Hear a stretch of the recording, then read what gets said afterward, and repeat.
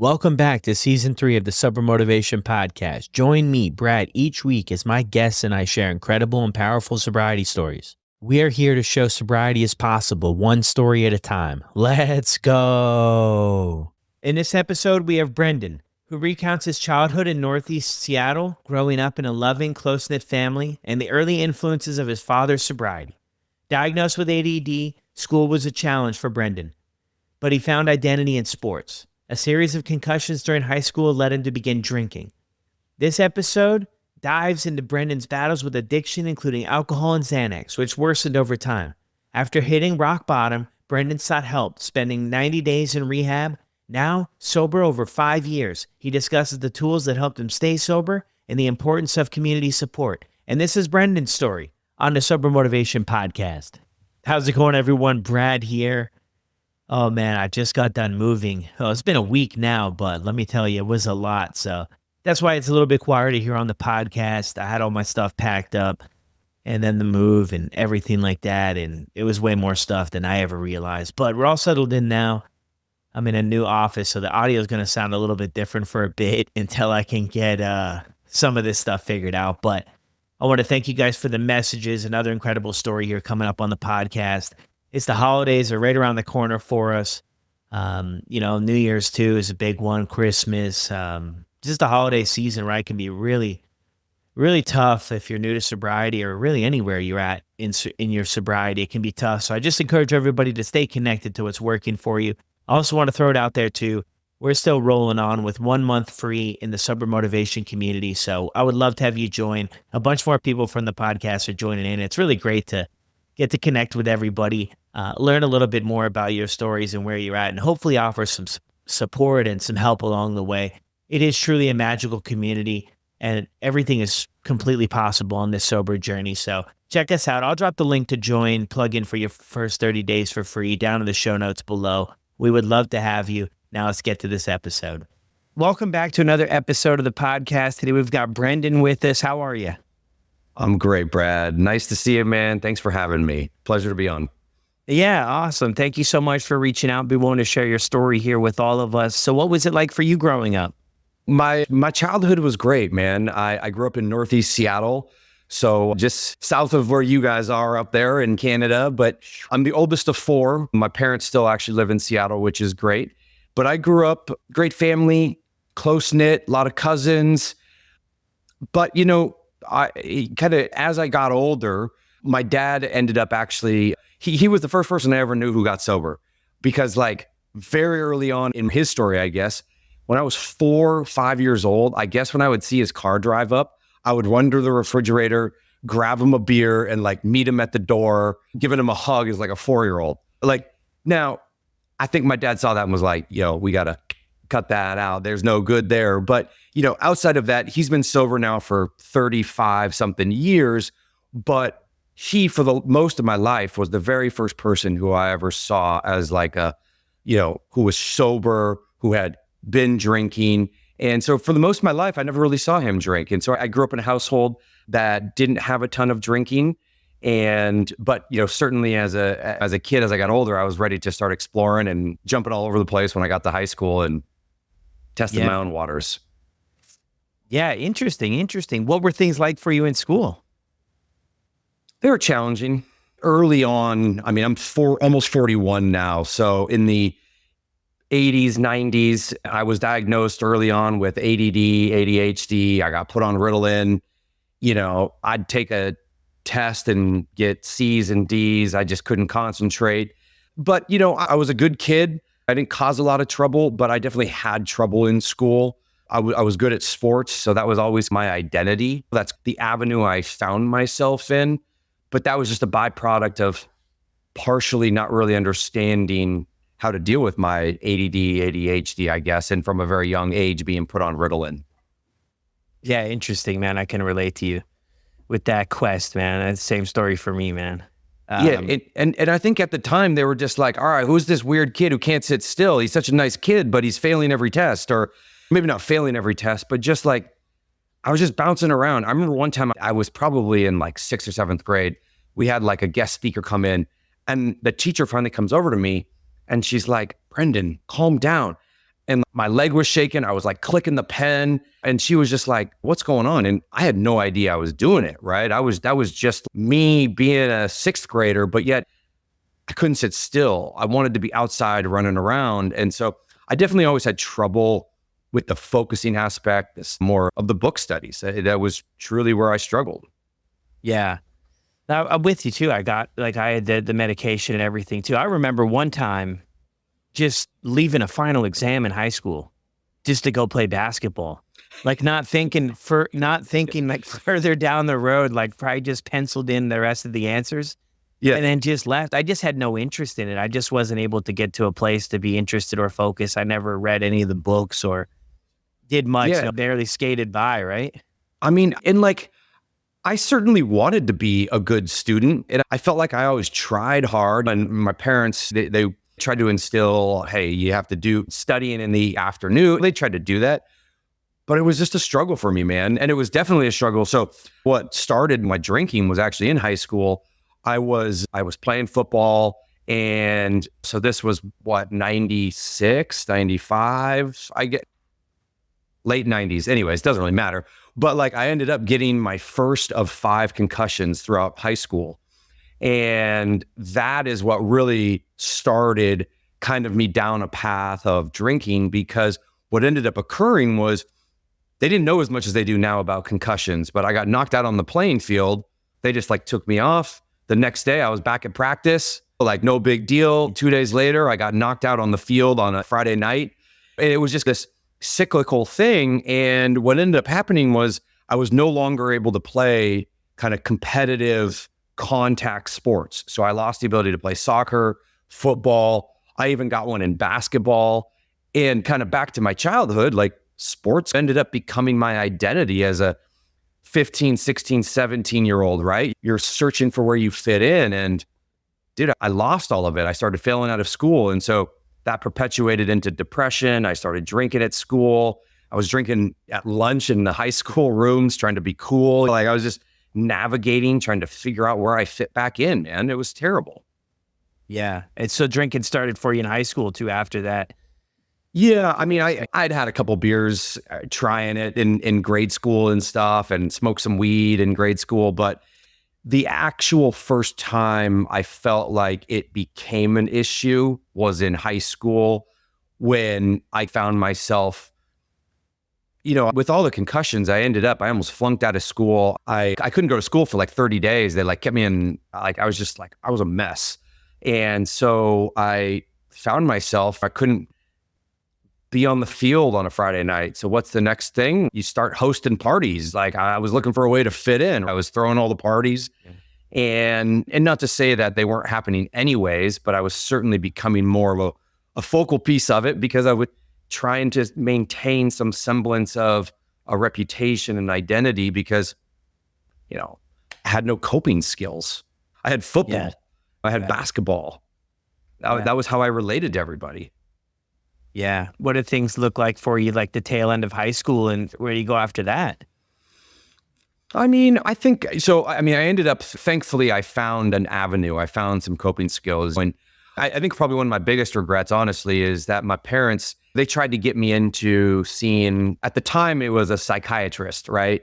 Now, the verbiage and everything has been changed. Now you can go and see a mental health therapist, or you can go talk to somebody. I certainly wish I would have given that a little bit more, given it more of a try. Like I went in, this guy was like, hey, sit on this weird looking couch. And I'm a 16-year-old kid. I was like, yeah, fucker, like I'm not going in there. Like, I don't want to talk to this weirdo about my feelings. And in hindsight, like what a missed opportunity that was. I just didn't really understand the actual struggles that I was going through. And so as I wrapped up high school, thankfully I ended up being able to do crew. So that kind of gave me that athletic outlet, connection back to people. It got me back on track in school, graduated, went to college. And actually, surprisingly, in college, because I had the issues early on with drinking, when I got to college, much like a lot of my friends, I didn't really feel the need to just go like absolute buck wild, because I'd already been drinking for like 3 years, in my basement. Like I didn't need that. I didn't need to go be a rebel. And so I actually did really well in college, and which was surprising, being a part of a fraternity. And I don't know, man, it was just a different experience for me. Yeah, that's it. Yeah, that's interesting too, because a lot of people share too, college is where things really ramp up. But yeah, if Right. you've already been ramped up maybe before that, looking at the earlier days, I mean, you mentioned there too, the identity and trying to find our place in the world, and it all being Yeah. really confusing when we're young, when we're in that. Those are tough years. Those are tough years to go through and not really know where we're headed. I mean, what were you leaning on alcohol to provide for you in those days? I mean, I think it was, I guess I'd say that it was probably the only thing I really thought of. I didn't know, oh, hey, I should go and journal. Oh, there's breathing exercises. Oh, I should read a book. Oh, hey, I should talk to somebody. While my parents were really good about trying those things, as a 16-year-old high school kid, I wasn't hearing the message from them. And again, I mean, I'm a stubborn 41-year-old. I still don't hear the messages sometimes I need to today. But like, as a 16-year-old kid who's fighting their own identity and being in high school, which is confusing, I think I turned to it because it felt like the way to fit in. It felt like hey, why not do something cool and different and try to, I don't know. That's a great question. I haven't ever thought about like why I did that. And maybe it was just because it was the only thing I really thought could help, or maybe I tried it once and was like, hey, I don't feel bad anymore. Sounds great. I'll try it again. Or, hey, I forgot. I don't hear all of that depression. I don't feel all of that anxiety. I don't see that sadness anymore in the mirror. Okay, I'll keep doing it. Yeah. You know? Yeah, I always give myself grace in this journey when I look back on the choices and direction I went. One thing that always helps me too is like, I believe I was doing the best I could with what I had at the time. And I had those interventions, like what you mentioned too, psychiatrists, doctors, everything. And like, I mean, now I know through practice of doing that stuff, like how to plug in, how to make it be beneficial. But yeah, it's so confusing at the beginning. I remember that story you painted there too about going in the weird couch. I used to go see this guy at his house in his basement. And I mean, Totally. it was a great guy, but it was just the weirdest thing when I look back at it too, of like, this was just strange. But I think then, I mean, I'm 37 too, so not too far off where you are. So that same time frame, like, yeah, I mean, the language and how we talked about things and what was what, even though it wasn't that long ago necessarily, like it was completely different. So, I mean, yeah, like I remember going up to this guy's house and it was like, just one of the rooms in his house was his therapy center. And I was just lay on this weird looking couch chair thing. And like, no, thanks. I'm good. Like, I don't need to go back there. And again, I thankfully now I actually go and I talk to some high school kids because it's a way I can give back, because I just think, hey, I may still have ended up as an alcoholic. It certainly runs in my family, my genes, and my own choices. But like, high school kids now have a unique ability. There's certainly a lot more awareness around mental health, compassion, empathy, being able to talk to people. So when I talk to these high school kids, I really try to make a point of like, how do we just talk to one another? How can we be a good listener to somebody who's struggling? Because we used to have to put on these crazy, I mean, we still put on these crazy faces in the corporate world with our friends and family, but like, dude, we've all struggled. Divorce, death, insomnia, weight gain, weight loss, like job loss, like you name it. But if I can help those kids understand some early coping strategies, like maybe it changes just one kid's choice at some point along the way, because I can give myself grace, but it would have been nice to have been a little bit more open-minded to some of those options that were maybe thrown to me at that time. yeah, no, I'm with you. I'm with you on that too. I always think back to when I get to this like high school, I always think back to the DARE campaign too. They just say no to drugs. And that was the big message, right? Just say no to drugs. And the DARE campaign of just say no. My problem is I put alcohol and drugs all in one bucket. And I was like, I've already said yes, but I felt like I never got that message. Like, if you find yourself in this spot, how can you start to work out of it? It was just say no. And like most people did like a pretty good job at doing that. But I was like, I'm on the other side of it. I've already said yes. This is where I'm headed with things. Like, how do I get out of it without feeling the shame of like, I'm the only one doing it and struggling with that sort of conversation. I love that approach though, too. It's like just deploy a few tools about if you're in a tough spot about how you can talk with somebody and just get it out there. Totally. And also like how, thinking back on the dare, like, what an impossible message for someone who's in 6th grade all the way up to a junior or senior in high school to relate to. Like, I get that it was great at the time and it was probably pretty unique. And they were like, wow, what a cool, like, that's not relatable in a lot of ways. Like, and I'm not saying a 40-year-old talking to a bunch of 16, 17-year-olds is, but it might be a little bit more relatable because I've experienced it. And it's a true kind of lived experiences that I can talk about as a result of being able to go back to those and draw from that. I was in high school. I chose to not get therapy. I chose to not do hot yoga or I don't know, whatever. Like, I don't know how many high school kids are doing hot yoga, but hey, we might be surprised on that. So you have your college venture there. I mean, if there's anything else to highlight there, go ahead. But if not, just thinking things moving forward. I mean, does this progress for you, drinking and the role it plays in your life? Yeah, I would say what ends up happening throughout, and I'll catch us up to speed where we are today, is that I found myself in high school, I didn't learn coping mechanisms. So then the next 15 years, what ended up happening was I was finding myself in these peaks and valleys, right? Everything would be going great for a number of years. And then I'd find myself, something would go wrong, job loss, anxiety, like things would creep back in and I didn't have any of those tools. So what did I rely upon? I'd rely upon alcohol for a number of years because that was the trusted solution that I had convinced myself was worthwhile. And then I'd pull myself out of it somehow. When I was 29, 30 was when things really actually changed for me. I found myself really struggling. Things weren't working. And so I finally went to the doctor and I said, hey, I need some medicine, right? So we tried for about a year, all the different medicines. And I ended up getting put on some medicine and it was like home run, totally worked, cured anxiety, depression, really helped. I started feeling better. I was able to make presentations at work. Relationship was getting better. And so for about a year, things were really good. Year and a half, things were good. I wasn't relying upon alcohol. And again, I was in my early 30s, had a wonderful person I was dating, living with her, and life was good, owned a house. The problem is, as I come to later find out, the medicine that I had been prescribed was alprazolam, which is a generic version of Xanax. And so what was happening is, while it was great, I was taking it as needed over time became more and more frequently.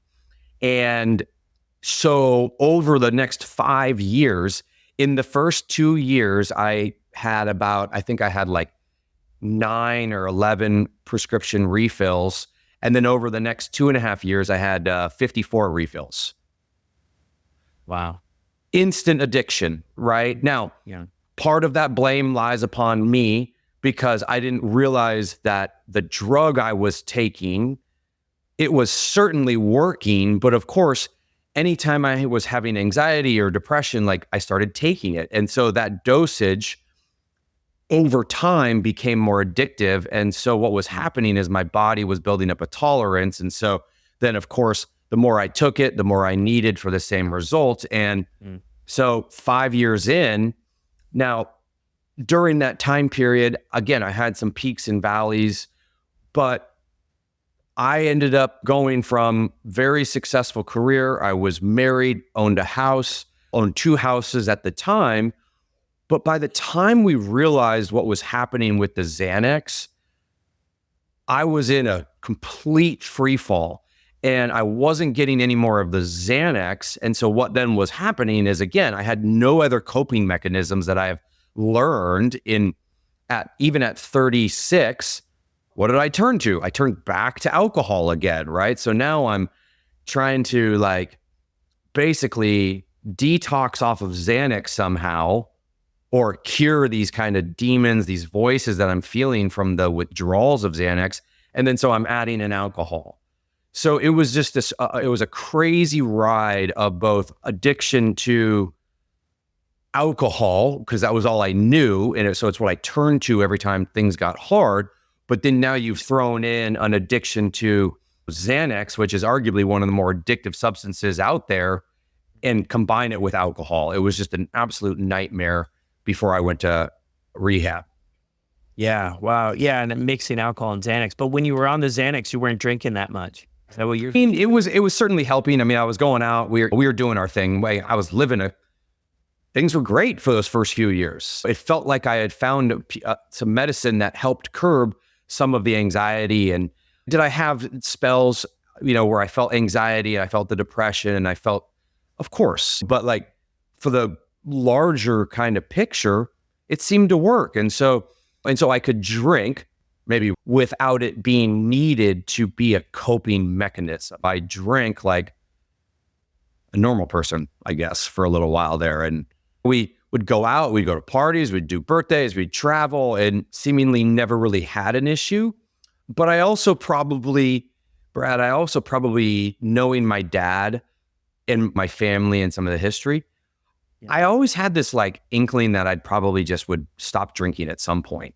It was always in the back of my mind. But the Xanax definitely helped how I felt for a while, much like alcohol. It worked until it didn't.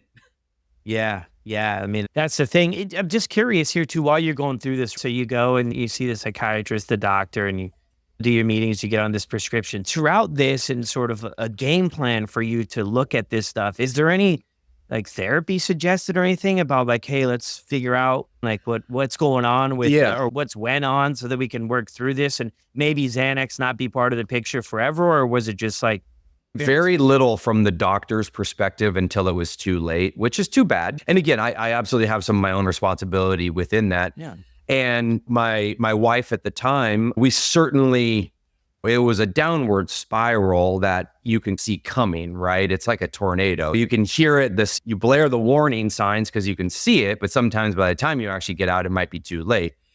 So we certainly were trying things. I was going over to my parents' house at the end. We were trying therapy, but I was like showing up to therapy after drinking. I was going to my parents' house and we were having dinner twice a week because those were the days I was supposed to not drink.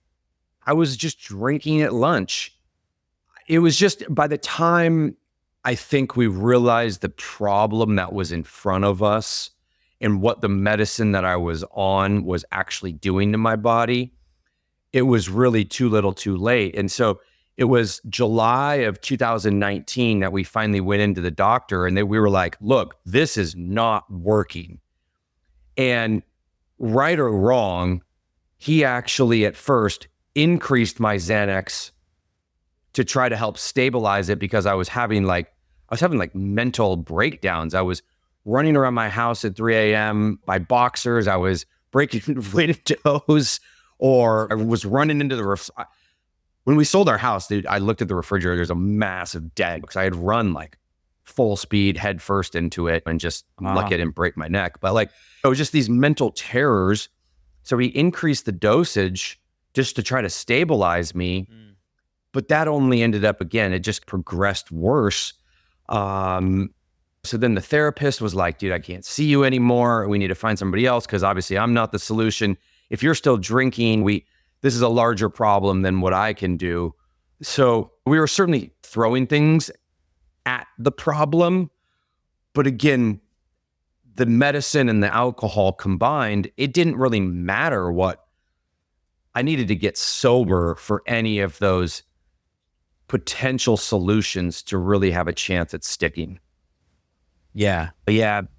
Because, man, geez, you ran into the fridge. Wow. Wild. I mean, it's crazy how it progresses too. We hear a lot of these stories too, and it goes quick, right? And you're right. You build up a tolerance to it, just like with our drinking, right? We start out drinking this much, and then down the road, if you look at somebody's story 20 years later, now it's the gin or the other stuff, or just more and more. It always requires more to hit that baseline that we were once used to get back there. And then with the Xanax too, it just increases. Then it can a lot of people run into the problem with the doctor because now you have this tolerance up and you're like, hey, doc, it's not working out used to. And doc's like, sorry, hands are tied, right? This is where we have to, maybe stay with things. And then now we got to look at getting you off. And that creates panic. Talk with a lot of people that have been through that stuff. So how do you get to the end of this thing? Because it just progressively, you said at first you had 11 prescriptions a year, and then you ended up with 52. So it was just crazy. And I kept making excuses to get the prescription refilled. And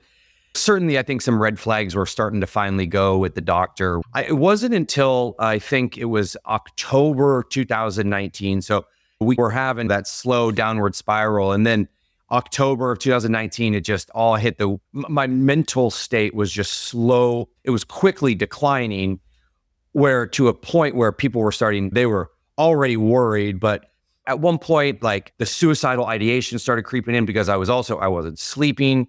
I was taking serrated knives and just cutting my body, hitting myself in the face with them. I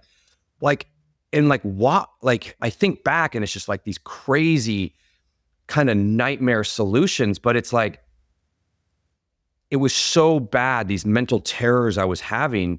So I'd be up at 2, 3, 4 a.m. drinking a bottle of wine, thinking that it would just help me just to fall asleep. And it was just this crazy cycle. So finally in November of 2019, I actually go down to California. I do originally just 30 days because I had, one night I was just up. I called my mom at 4 a.m. and I'm just I'm done. I'm tired. So she comes over. The next day we fly down. I go down with my cousin. And for the first time, I don't know if I was ready, but I was certainly more willing to see what this was all about, right? Because what I was doing wasn't working. I knew it wasn't the person I was destined to be. So I said yes. Went down to California, started out at 30 days at Hotel California by the Sea down in Newport. Spent 30 days, found that it was okay. And it was miserable for the first 30 days, but I also, for the first time in years, had some clarity, was actually sleeping. I remember I was dreaming for the first time in for 10 years. I was like, shit, I remember that dream. And that was mind blowing because I had just been numbing myself for so long. So I spent 90 days down there, and best 90 days of my life. It was the springboard to get me to where I am today. Yeah. Wow. That's beautiful. Yeah. Going back a little bit there too, though, because you had a prescription for it, right? For the Xanax. I mean, not necessarily the alcohol, but how did you come to the conclusion of because I think that's something that people have to go through, right? Because this is what I've heard, right? Is that it's prescribed, so it can't necessarily, you can't get addicted to it. It can't be a problem. You know what I mean? Everything, right? Was that something that you relate to or no? Absolutely. Also every time I took it, I looked at the bottle. It didn't just say Xanax, don't take addictive. It said alprazolam, take as needed. So it's I also allowed myself to convince myself that it was okay. Now, whether or not the doctor told me this is Xanax, don't take it every day, I don't remember. I'm sure we had some sort of conversation like that. I don't know. But without a doubt, it was this is what I'm supposed to be taking. This is what the doctor prescribed. I have to trust it. So I'm going to take it. And when I don't feel good, I take it. And when I don't feel good, I take more, right? That's what I had been taught and imagined I was supposed to be doing. Because also I knew the downside of that was anxiety, depression, not wanting to get out of bed, not wanting to go to work, fear of talking at work events, all of that stuff. And I knew that the bottle, whatever this was, helped make me feel better. Yeah. Until it didn't. Yeah. And it seems too, what was it? I think you said a couple years into it, maybe the lines get blurred in one way or another too, to where you lean more and more as the tolerance builds, right? Yeah. Yeah. Yeah. I don't know when, I don't remember exactly when that was, but certainly when I looked back at my prescription history, when I got sober, it was hey, in 2.5 years, I had 20 something prescriptions. And then the other side was 2.5 years and I had like 53, 54. It's like, Yeah. you could see the addiction in just the prescription refills. And so, Yeah. but I didn't see that at the time, because for me, all I saw was, this is a medicine I'm supposed to be taking. I do feel better when I'm on it. And it, for the most part, does make me feel better. And I drink less when I'm on it. So it's, why would I not take it? Okay. Yeah. But then, Yeah. as you take more and more, that tolerance is building. And then when that rug gets pulled out from underneath you, it was just chaos, man. And again, my downward spiral wasn't years. It was 1 year, arguably 6 months, because it was just so hectic by the time we realized where we were at. I was just so addicted to it. And I had been for 5+ years. Yeah. When you mentioned there with the rug, like, did the rug get pulled out from under you for this? Yeah. So while I was struggling leading up to it, and even though I was having all these mental terrors, the doctor initially increased it to try to get me back on track. When that didn't work, he basically just cut off the supply of that. He put me on Lexapro and some other things. And then that is when it really got significantly worse, in that kind of August, September, October timeframe, because you can't just, so many people, it takes years to get off of Xanax. You can die during a withdrawal from Xanax. And these are all things I've learned since, right? At the time, I was just like, I was in a free fall and couldn't care less. But when he stopped it, like, thinking back, like, just how dangerous it was, when I ended up in a couple different like detox centers along the way. But when that rug got pulled, that was really the catalyst for that. When the knives, the suicidal ideations, and really like some of the insomnia, lack of sleep, I was drinking on the way to work at 7 a.m. It was just like, it's just such a, I'm sure there are so many people who will listen to this and say, hey, same, right? Like, or drinking on the way to work. Yeah, get it. Drinking at 3 a.m. Get it.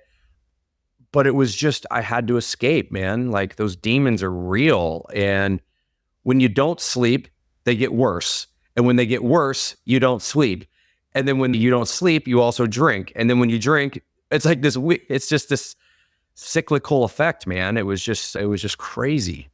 Yeah. And it's one of those things too, where it takes a long time to get things back to like a good baseline state to heal and everything from it. So a lot of that stuff too that was going on with you, was because of the withdrawals then? Like, when you're doing the things with the knives and staying up all night, I mean, those are the opposite effects of. Yeah, I think it was certainly, the catalyst was the withdrawals, but then certainly I was using alcohol as a crutch because I didn't have the Xanax anymore. And it was, again, the only coping mechanism I really knew or understood. So although I was in a mental decline, it was like, therapy? Yeah, like, I'll try it, but that's not going to work. I'll go back to alcohol. I just didn't have any of those true foundational tools or coping mechanisms. And I probably wasn't ready for them anyways. Again, I was already too deep into the throes of addiction. I needed that sobriety to hear the message.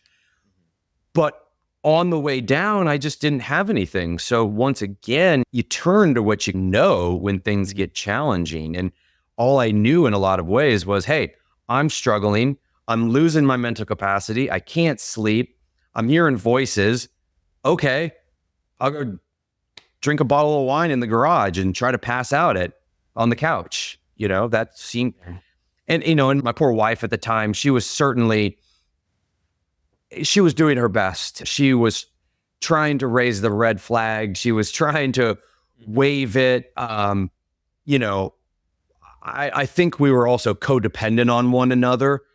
We knew that I had a problem, but we also still had alcohol in the house. And it's like, in hindsight, there's a lot of things we could have done differently, but, you know, she put up with a lot, man. And I definitely wasn't the right husband for her at the time. And certainly not the husband that I promised when we got married. And that's a really hard thing when you end up like this on this side and you're disappointing all of the loved ones around you too. That's a really And that can also help the spiral. It just is more gas on the stove. And then, of course, there's arguments, there's disagreements. Yeah. It's just, it's a nightmare. Yeah, it makes for a lot too. How were other relationships in your life too, like towards the end there with your parents and stuff like that? Everybody knew, right? Everybody knew where you were at with things? I think not everybody in my circle, certainly my immediate family. And I'm lucky enough in the sense that I'm very close with my family. So, but we had never done this. Nobody ever had an addiction problem to the point where we needed intervention, where we needed rehab. And so I'm very grateful for what my parents, my siblings, and my wife, Kelly, at the time, they all stuck by my side, my cousins, my friends, the ones that knew. But in looking back on it now, I also know how lucky I am, because for so many people, the cycle of addiction that keeps people in there, those strings or that bridge gets shorter and shorter every time maybe a potential relapse occurs. You go back to rehab. Thankfully for me, that hasn't been a part of my story yet. And so my parents, they gave me as much as they could with their knowledge. Same with Kelly, my cousins, because everybody was concerned. And I'm very grateful for that. And I'm grateful that a lot of the people who maybe I potentially would have burned bridges with are still in my life, because I've remained sober and been able to do things in the way that I can be the person that I am today, or that I always thought I could be. Yeah. Yeah, having that support, I think, was good. But you're right, though. I mean, there's so many, you hear a lot of stories too, time and time again, like, wears people thin, or it can, if it's a rinse and repeat thing. People want to see us put forth the effort and make the progress to maybe keep the support going. I just think, I talked to one guy when I was in rehab, and it's like, he had been there 17 times. And it's like, those are real. And his kids didn't talk to him anymore, because the show intervention, whether you like it or not, it's like, you do have to cut it off at some point, because you do get dragged down into it. And I could see how that could happen, knowing what I went through in the first time I did it, and the toll it took on my family and the loved ones around me. Mm-hmm.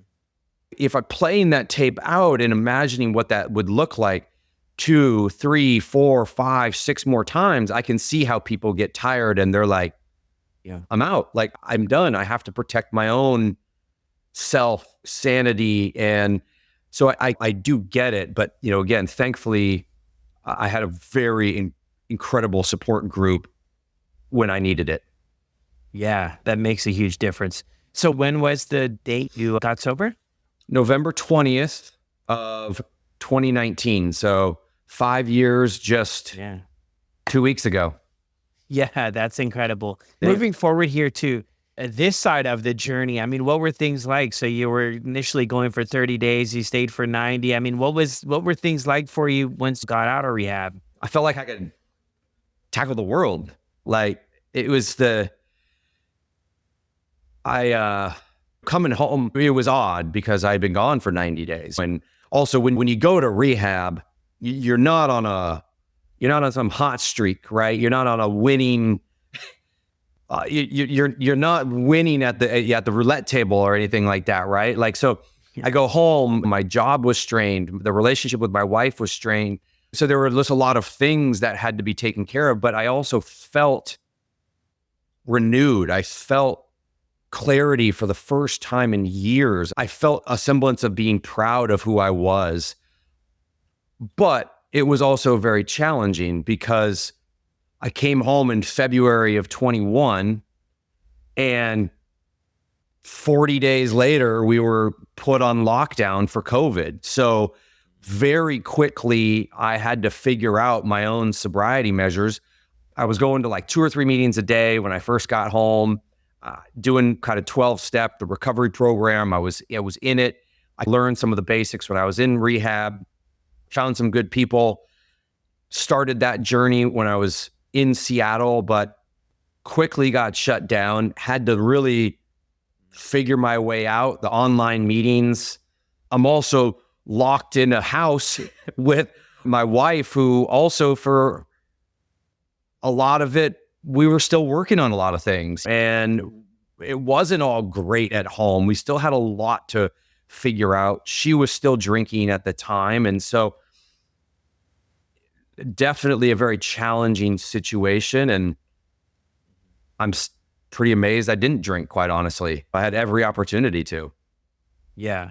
Yeah, that's what you hear a lot of times too. It's like the rehab part. The rehab's great. If it's people have the opportunity, like definitely make it happen. But realizing too, when it's all over and said and done, like life is out there waiting for us too, right? Like all the stuff doesn't just go away. What happened before, and then life's out there too. So being prepared for that on the other side, staying plugged in. And what are some of the biggest tools that you were able to learn in rehab and then deploy? It sounds like you had to get going on things early on. Yeah. I mean, I think, first of all, I talk about the clarity, and that just comes from having some time away from just drinking and alcohol. The 30 days, I can still remember those feelings of those intervals of 30 days and what I felt like, 60 days and what I felt like in 90 days. And I would say more than anything, giving myself the patience, or having the patience to allow myself to be sober. I wasn't going to fix everything right away. Not everything was going to go away right away. And I wasn't going to fix everything right away, because I think that's also part of the problem is we get out and it's like you were saying, we're on a highway going 100 miles an hour. And then we come to a stop and it's like all that stuff comes flying up, and it's like all that baggage hits the front windshield and you're like trying to figure out what to do with it. So to answer your question though, I, for the first time, learned how to really connect in therapy and with a therapist.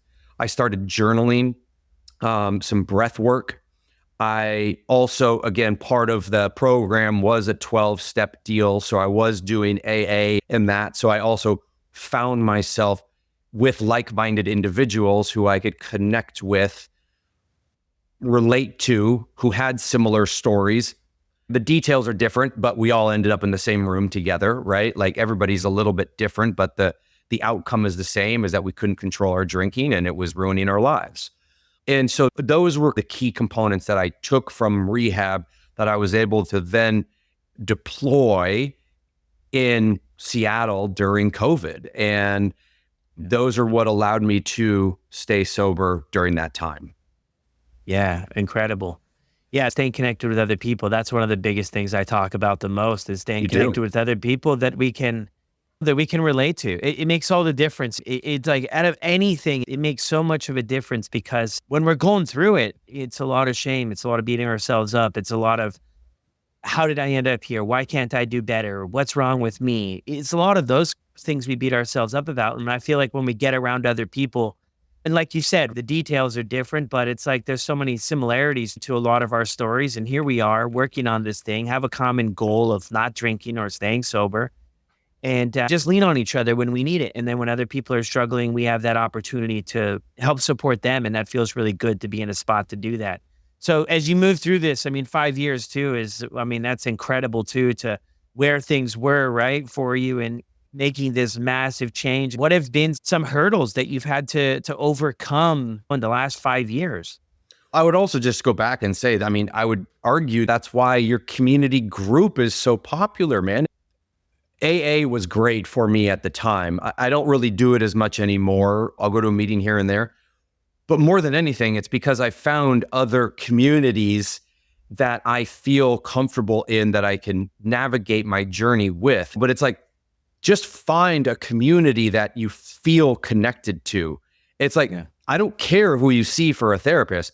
Just talk to somebody who's an expert, because talking to somebody who can give you valuable insights and actual do this and do this is great, because then you can implement it. And then you can also go to a community like yours and say, hey, this is also now, I don't feel so alone, because there is so much shame and guilt, and just like, you feel like a failure, and you're not. It's, there's a lot of people who have varying degrees of failure. And quite honestly, if we can look at failure differently, failure is what is the catalyst for growth in so many businesses, in so many people's lives, in marriages, so many different things. But having a community to where you feel supported is incredibly important. Yeah, it's the Michael Jordan quote. I don't know word for word, but it basically sums up, I've succeeded because I failed. Yeah, I mean, Yeah. I have this big thing, fail forward. You Yeah. know, just keep the momentum going forward and learn from it too. And even a lot of people who get on the alcohol free or in sobriety quest of things too, right? Have slips, have relapses. It's not always a straight line, but getting back up and getting back at it and just looking in the mirror and asking ourselves, what can I learn from this to help me next time when I'm in this, a similar spot or the same spot to have a better outcome of the one that I want for my life it makes all the difference. Because I mean, we can get on this journey, drink again, and we're at a fork in the road. It's like, okay, I can beat myself up to oblivion and continue to drink, or I can say, you know what, this is just really where I'm at. My story is my story. My journey is my journey. It might look different than others, but I have that choice to either pick myself back up or to continue to drink. There's literally the two choices that we have if we end up in that spot. And that's why even with the community, since we're on the community thing and I get fired up about this, I just love it when people, I don't love it obviously that people drink again, but I love it when there's places in their life where they feel safe enough to say, you know what, I drank again. I'm here. I'm showing back up. I'm committing. Because I remember in my life when I was trying to figure this out and I fell down so many times I couldn't even count. It took me so long to get back because I was so worried about what others were going to think about why can't he figure it out? Because I was already I'm my own worst critic. I was already, whatever anybody could think about, I already 10x'd it between my own ears. And I just think it's beautiful that there are so many safe places out there to where if people are getting 30 days, then drinking again, they feel okay to plug back in and say, you know what, like, this is where I'm at. I'm back in the game. And I'm a firm believer that the only way this works out is we got to stay in the game. You just can't quit. We can't quit on ourselves. Yeah. And again, going back is like, you're not on a winning streak in most cases if you're getting sober or you've gone back out and you're coming back to the rooms. No judgment, but just the truth of the matter. And so it's like, a lot of times that shame and guilt comes from either, hey, I've burned the bridges, I've got nobody else, and so I need that. Or it's like, I don't know where else to turn. And the reason I drink is because sometimes I'm so lonely. I've burned all of these bridges. So that is so imperative, especially in the early sobriety, to have those people. And then I think the crazy part about communities is that over time, the newbies then start to have the experience to where they can then start to offer their own experiences to some of the younger members who are coming in or coming back in. And that is like the most beautiful gift of this whole thing, is like the ability to then give back as a part of a community. Yeah, I'm glad you said that. We have a thing too in the community too, where people who have been around for a while, they start hosting meetups. So they start hosting their own things on the weekend and helping out with different stuff too, because I think it's really important and people feel great about it to be able to help the next person and just be an ear, right? On an individual basis, we have all the answers for the way forward. It's like, we're just listening to people. And I think a lot of the time, like we have more answers than we might give ourselves credit for. I mean, nobody knows us better than us. Of course, it's great to have some guidance and maybe turn left here and turn right there occasionally, but I think too, like, we know, if we're honest with ourselves, I think we know a lot more of the time than we give ourselves credit for, that we've got an idea about where we should go with different things. But great stuff, man. I'm glad to hear that too. I mean, the thing that kind of got all this going too was like some of the challenges that you've had throughout these 5 years, because I had this thing, and I'll give a little bit of context for it. I had this thing that I thought drugs and alcohol were my problem. And there was an element of drugs and alcohol being my problem. But even when I look back at my life before I even started drinking or started doing drugs, I had a lot of problems, just to be nice to myself. And there was a lot of stuff, right? I never felt like I fit in, and there was trauma, there was stuff. There were things that happened in life that kind of shaped the way that I saw the world. And I had a lot of insecurities, and I was worried about what everybody else thought. All that stuff as a young boy and then young man in this world. And alcohol and drugs for me just put all that aside, quieted it down. But what I realized quickly into my sobriety journey is that whoa, man, all that stuff comes back up. And it was years in the works process for me to unpack all that stuff. Right. Anything there that you relate to at all, or what was your experience?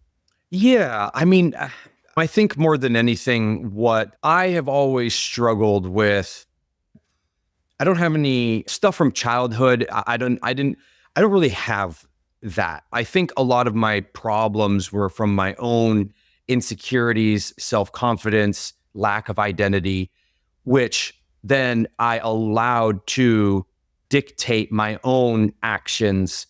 And so when I'm in my therapy and when I'm in my things, what I'm questioning and what I'm looking for is, why do I still, I'm 41, I've been sober now for 5 years, and I give speeches and I talk in front of high school.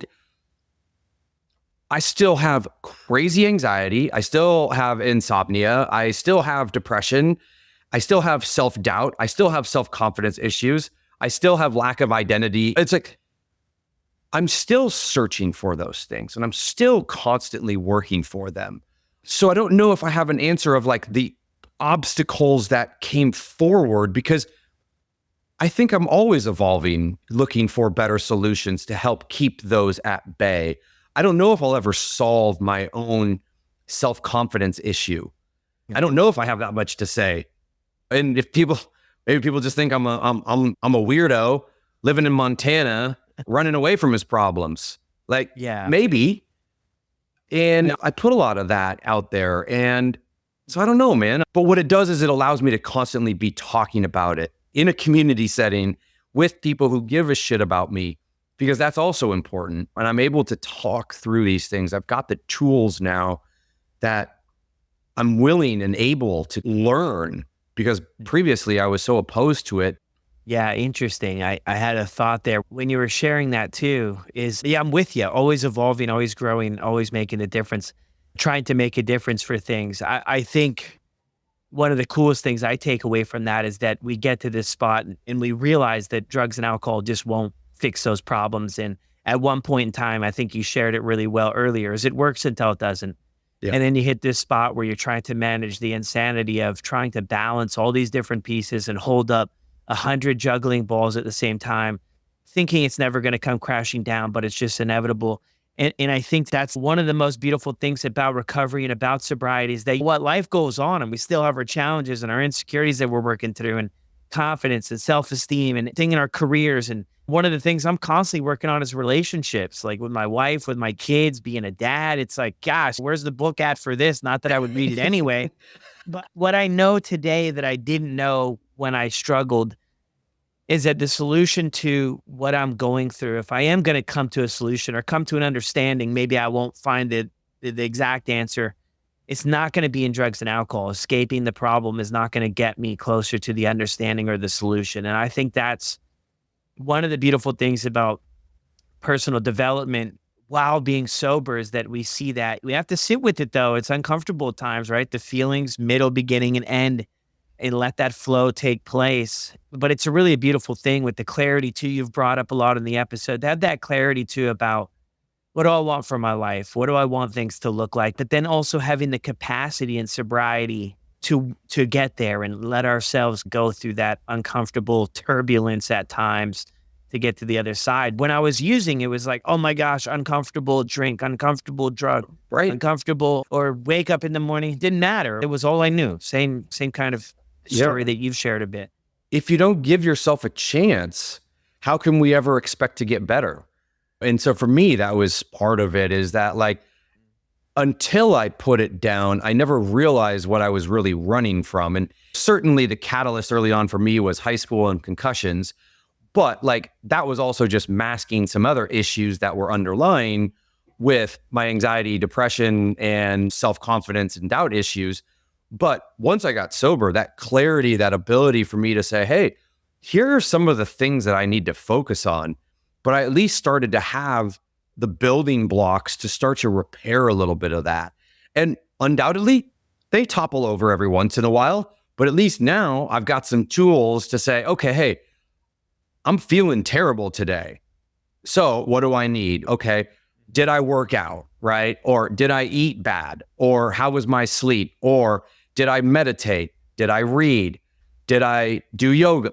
You name it, right? I've got a variety of different things that I can pull to now. And that is key for not then turning back to those old habits as a solution when things do get tough. And, much like a lot of people, divorce, job change, I've moved cities, all of these things. And now I'm in Montana, living a great life. Well, it was like 20 degrees this morning. It was miserable, but I love it out here, man. It's given me a whole new life that I never thought possible. Yeah, that's incredible. Just thinking about heading towards wrapping up, if somebody's listened to this episode and they're struggling to get or stay sober, I mean, from your experience, what would you mention? Man, things first is the community. If you're listening to this, that's probably step one. You're a part of the community. But number two is that it does get better. And with patience and time, we have the tools as individuals to stop drinking. We just have to be willing to listen and hear the message. But a lot of times, and from people I've talked to and from people that I've helped, that doesn't take place because at 30, 60, 90 days, that patience runs out before that the real miracle starts happening. And it does get better. I got divorced. It was terrible. I lost a job. Terrible. Now I'm in Montana. I've got a beautiful new house. I've got an amazing new girlfriend. We are happy. My family still is around. Like all of these amazing things. But I think time, patience, and just knowing that we have the ability to do it, we just have to be willing to hear the message. Yeah, willingness. Yeah. Love that you plugged that in there at the end. Yeah, because we can't make anybody be willing to do anything. That has to come from the individual. You hear a lot of stories too, right? Where people have a lot of rock bottom incidences. People might see interventions here or there, and it still can carry on for some time. So yeah, I love that. I love that. Be willing and patience too. Anything else you want to mention too? I know you said that you had some other stuff going on. I didn't know if you wanted to mention it here as we wrap up and what you're up to these days and everything. Yeah. I mean, part of the beauty of being sober is you get to do cool stuff. And thanks for asking about it. I just actually launched a nonprofit with I'm in the insurance space, and we just launched a nonprofit called Project 55.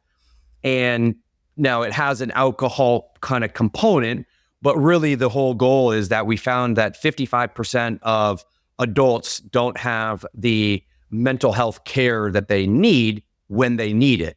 And since we're in the insurance space, so what we've done is we built a community that has information, resources, and then also a community section where people can go and they can learn about all of the different mental health issues one might face, various books, resources, experts. But then what we're building right now is actually a free training. So it'll be a mental health first responder training program. And this will be free to anybody, insurance, construction, and it can be a guide for how to have conversations about mental health in the workplace. Because, Brad, I don't know about you, but I don't know anything about PTSD. But there are undoubtedly colleagues out there who are having conversations with somebody who has PTSD. And are they asking the right questions? Do they have the right knowledge? Someone's spouse dies. How do we engage with them? We walk through all of that stuff. And alcohol, of course, is part of my story. So just the overarching mental health of that's part of how you get sober is also addressing just the mental health aspects. And alcohol can be the largest component of that, but also for a lot of people, it can be the smallest component, but it's a piece of their mental health struggles along the way. And so it's been a really cool initiative. Yeah. Awesome, man. Excited for it. Anything else before we wrap up here? No, man. I just dude, I love it. You've done a pretty amazing thing for the space for a lot of people, millions of people who listen to your podcast, the community. If you haven't heard it today, I'm proud to be on this, but I'm also proud of the community that you've created. And I thank you for the opportunity to share my story and to keep spreading the message that sobriety is possible and that as a community, we can make a difference. Yeah, I love that. Thank you so much for jumping on and sharing your story with us. Yeah, dude. I appreciate it, man. Thanks. All right. Well, there it is, everyone. Another incredible episode here on the podcast. I hope you enjoyed as much as I did. I'll drop Brenden's contact information down in the show notes below.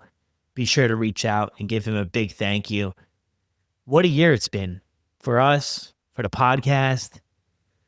I was looking the other day and we have over 2.5 million streams for the podcast, which just blows my mind. I'm a pretty keep it simple kind of guy. And I really appreciate everybody's support, the kind words, everything, making a podcast, making this many episodes, putting it all together, mostly on my own. It's a lot of work, and I'm just glad at the end of the day that a few people are enjoying it, and that it's helping some people get on track with their life and, get your families back and all that stuff. There's nothing that brings me more joy than to, see pictures with your families and you making the changes and having that impact on the world, our kids and everything. I mean, they're the next generation and we can show them, maybe some things to look out for on their journey that we didn't have, or at least I didn't have. I didn't know any of this stuff when I was growing up. It took me tripping over my own feet to figure some of this stuff out. So a big, huge, genuine thank you from me, for everybody that you've shared the podcast with and that you guys keep listening. It's just pretty incredible, 185 or so episodes in, and I'll get messages every now and then that some people have listened to every episode. It's crazy, but we're going to keep it going. 2025 is going to be a huge year for us, so I hope you'll hang on and enjoy the ride. I'll see you on the next one.